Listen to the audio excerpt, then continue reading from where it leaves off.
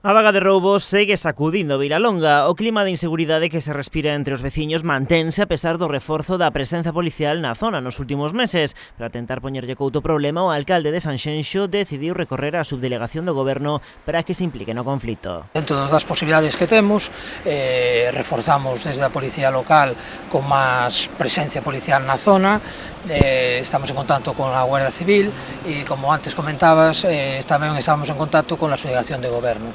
De feito, no día de onte o propio alcalde se puso en contacto coa subdelegada e xa se coordinou unha reunión a tres bandas entre os perjudicados e a propia subdelegada. Esa xuntanza entre os veciños, o Concello e a subdelegación podería celebrarse antes de que remate este mes, aínda que polo de agora non se pechou ningunha data. No Concello, entre tanto, din entender a preocupación dos veciños ante esta situación de inseguridade que se estende a establecementos da zona, como esta oficina de correos, vítima tamén dun roubo. Detrás de todo isto sei que está a mesma persoa, un delincuente reincidente detido e a continuación posto en liberdade xa en numerosas ocasións.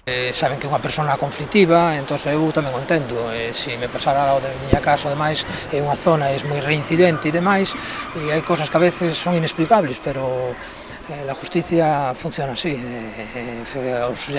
Ya repito, tanto la policía local como la Guardia Civil hacen lo humanamente posible. Entre os veciños máis preocupados por esta situación atómbanse os que viven no edificio no que reside actualmente o delincuente. Nese inmoble sei que rebentou as pechaduras de 7 rochos na última semana. En total acumula máis dunha vintena de roubos con forza, incluindo locais e vivendas na Lanzado en Portonovo. A situación é tal que no pasado mes de xuño o Concello enviou unha carta ao xulgado que tramita as denuncias contra este delincuente para trasladarlle a preocupación e alarmismo dos veciños afectados. Hasta el propio alcalde, creo que a principios de verano, le mandó un escrito al juez correspondiente de este asunto y más esfuerzos, pues todos los que haga falta se harán y todas las reuniones que haga falta, pero no depende directamente ni de las fuerzas de cuerpo de seguridad ni de la propia alcaldía o del grupo de gobierno.